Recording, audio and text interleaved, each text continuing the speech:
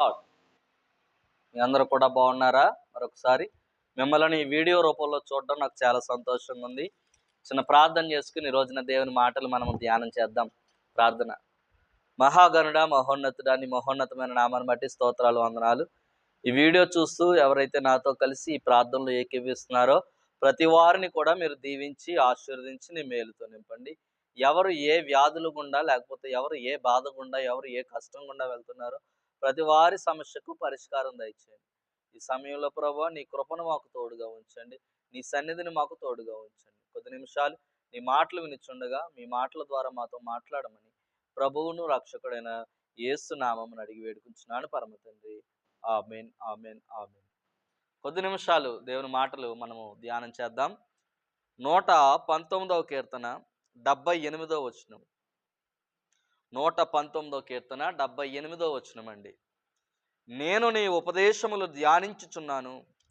గర్విష్ఠులు నా మీద అబద్ధములాడినందుకు వారు సిగ్గుపడుదురుగాక. ఇక్కడ కీర్తనాకారుడు చెప్తున్నాడు, నేను నీ ఉపదేశములను ధ్యానించుచున్నాను. అది ఒక మాట అయితే, రెండవది గర్విష్ఠులు నా మీద అబద్ధములాడినందుకు వారు సిగ్గుపడుదురుగాక. ఈ రోజున అబద్ధము అనేది విచ్చలవిడిగా ఎక్కడ పడితే అక్కడ పెరిగిపోతుంది. విస్తారంగా అబద్ధము అనేది చలామణి అయిపోతుంది. ఈ ప్రపంచంలో నిజాన్ని నమ్మేవారి కంటే అబద్ధాన్ని నమ్మేవారే చాలా విస్తృతంగా ఉన్నారు. నిజాన్ని అభిమానించే వారి కంటే అబద్ధాన్ని అభిమానించేవారే ఈ రోజున ప్రపంచంలో చాలామంది విస్తృతంగా ఉన్నారు. ఒక సినిమాను చూడండి. ఆ సినిమా అనేది ఒక అబద్ధం, ఒక కల్పితము. అయినా ఆ అబద్ధాన్నే జనులు అభిమానిస్తూ ఉంటారు. ఆ అబద్ధాన్నే చూడడానికి ఇష్టపడుతూ ఉంటారు.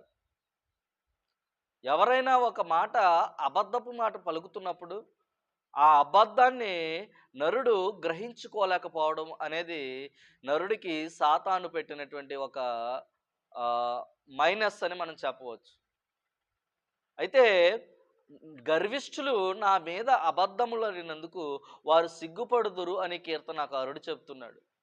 ఈ రోజున చాలామంది నీతిమంతులు సింహము వలె ధైర్యంగా ఉంటూ తమ నీతిని కాపాడుకోవడానికి ప్రయత్నం చేస్తుంటే, గర్విష్ఠులు అబద్ధములు పలుకుచు నీతిమంతుల యొక్క ఆ యొక్క నీతిమత్వాన్ని తీసివేస్తున్నారు.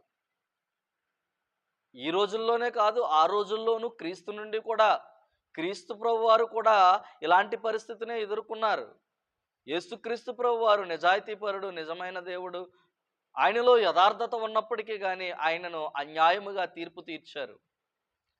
దావీదు యేసుక్రీస్తు కంటే ముందు ఉన్నటువంటి దావీదు పరిస్థితి కూడా అట్టి రీతిగానే ఉంది. అందుకే దావీదు అంటున్నాడు, ఇదిగో గర్విష్ఠులు నా మీద అబద్ధములాడినందుకు వారు సిగ్గుపడుదురుగాక.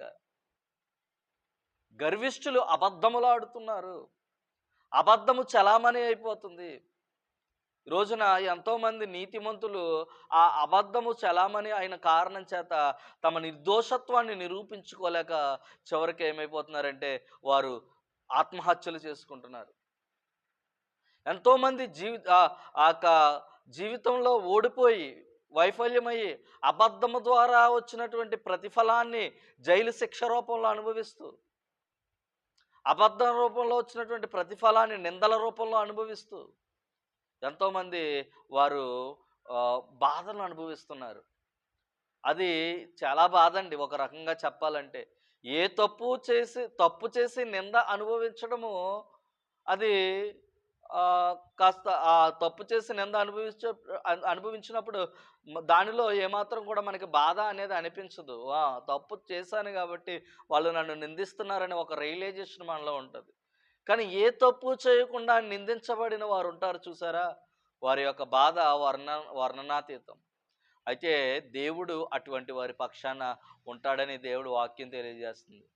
కాబట్టి అన్యాయంగా మనము ఎవరికి తీర్పు తీర్చకూడదు. ఎవరైతే అన్యాయంగా తీర్పు తీర్చబడుతున్నారో వారి పక్షాన దేవుడు ఉంటున్నాడు. ఈ రోజున అటువంటి అన్యాయపు తీర్పు ఒకవేళ నువ్వేమైనా పడ్డావేమో, అటువంటి నింద నీ మీదకి ఏమైనా వచ్చిందేమో ఈ వీడియో చూస్తున్న నా స్నేహితుడా, నా స్నేహితులు ఎవరైనప్పటికి కానీ, నా మిత్రులారా మీరు ఎవరైనా, ఈ సమయంలో చెప్తున్నాను, దేవుడు మీ నిందకు ప్రతిగా రెట్టింపు ఘనతను ఆయన మీకు అనుగ్రహించగలడు. నమ్మిన వారు ఆమేనని చెప్పండి. మీ అవమానానికి ప్రతిగా దేవుడు మిమ్మల్ని సన్మానానికి కర్తగా మార్చగలడు. నమ్మిన వారు దేవునికి స్తోత్రం చెప్దాం. అన్యాయముగా ఈ రోజున ఎవరైతే నిన్ను దూషించారో రేపొద్దుట నీ ముందుకు వచ్చి వారు నిన్ను క్షమాపణ అడుగుతారు. ఎవరి చేతనైతే నువ్వు అన్యాయంగా నిందింపబడ్డావో వారు తమ తప్పును తెలుసుకుని నీ దగ్గరికి వచ్చి నిన్ను క్షమాపణ అడిగే రోజు ఒకటి వస్తుంది. కాబట్టి నీవు మాత్రము మౌనంగా ఉండు. దేవుడు అంటున్నాడు, ఉగ్రతకు చోటు ఇయ్యడి, పగ తీర్చుకునుట నా పని అని. అన్యాయపు తీర్పు నువ్వు పొందినప్పుడు నీకంటే ముందు క్రీస్తు అన్యాయపు తీర్పు పొందాడని జ్ఞాపకం చేసుకో. ఈ రోజున అన్యాయపు తీర్పు గుండా వెళుతూ బాధపడుతున్న నీకు దేవుడు ఒకరోజు ఖచ్చితంగా న్యాయం చేస్తాడని విశ్వాసంతో నాతో కలిసి ప్రార్థనలో ఏకీభవించు. దేవుడు నీ జీవితంలో మేలు చేయబోతున్నాడు, నీకు న్యాయం చేయబోతున్నాడు. Let us pray, close your eyes. మహాపరిశుద్ధుడా, మా ప్రియ పరలోకపు తండ్రి, నీ ఘనమైన నామాన్ని బట్టి నీకు స్తోత్రాలు, నీకు వందనాలు ప్రభువా. ఈ అంచె దినాల్లో ప్రభువా అబద్ధము విచ్చలవిడిగా పెరిగిపోతుంది. ఇదిగో ప్రభువా, నీ భక్తుడు చెప్తున్నట్లు, ఇదిగో నా మీద అబద్ధము ఆడినందుకు వారు సిగ్గుపడుదురుగాక అని నీ భక్తుడు చెప్తున్నట్లు ప్రభువా, ఇదిగో మా మీద ఎవరైతే అబద్ధములాడి మమ్మలను ప్రభువా సమాజం ముందు చెడ్డవారిగా చిత్రీకరించారో అటువంటి వారందరూ కూడా ఒక రోజున సిగ్గుపడినట్లుగా ప్రభువా మీ యొక్క పగను వారి మీద తీర్చుకోమని ప్రార్థన చేస్తాం. ఎందుకంటే ఉగ్రతకు చోటీయుడి పగ తీర్చుకున్నట్టు మా పని నువ్వు మాకు సెలవిచ్చావు కనుక ప్రభువా, ఇదిగో మేము ప్రభువా వారిని మీ చేతికి అప్పగిస్తున్నాం, మా శత్రువులను మీ చేతికి అప్పగిస్తున్నాం. నీవే ప్రభువా మా పక్షాన ఉండి యుద్ధం చేయమని ప్రార్థన చేస్తున్నాం. ఈ వీడియో చూస్తున్న ప్రతి వారు కూడా ఎవరైతే ఇలాంటి సమస్య గుండా వెళ్తున్నారో ప్రతి వారికి కూడా న్యాయం చేయమని ప్రార్థన చేస్తున్నాం. న్యాయపు తీర్పు తీర్చమని ప్రార్థన చేస్తున్నాం. నువ్వు అన్యాయస్తుడు కాదు కనుక ప్రభువా నీకు స్తోత్రాలు.